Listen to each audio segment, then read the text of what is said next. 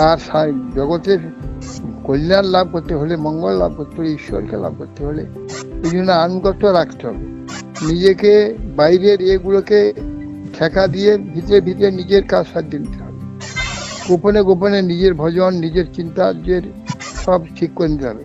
বাইরে উদ্বেগ, বাইরে বিদ্রোহ করলে তাহলে তোমার একাধিক বাধা সৃষ্টি হয়ে যাবে, সে কাজ করতে পারবে না, চিত্ত বিক্ষেপ হবে। চিত্ত বিক্ষেপ যদি না হয়, সেই রকম ব্যবহার, কার্য, কথাবার্তা সব করবে। ঠিক আছে, সে যখন পারবে করবে। তোমার ভাগ্য তোমার বাবা দিয়ে যাবে না, তোমার ভাগ্য তুমি নিয়ে এসেছো এবং সেই ভাগ্যের উপর তোমার চলবে। অতএব কেউ কারো ভাগ্য দিতে পারে না, ভাগ্য নিজে নিয়ে আসা। অতএব কেন তোমার সব ভালো রেখে, তোমার মন্ত্রটা ভালো রেখে যাতে ভজন হয়।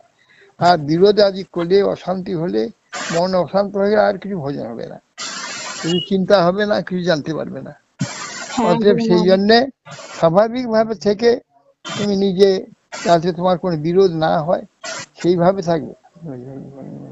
মহারাজ আমায় কৃপা করবেন যেন আমি আপনার সেবা করতে থাকতে পারি আর আপনার কথা মতো চলতে পারি।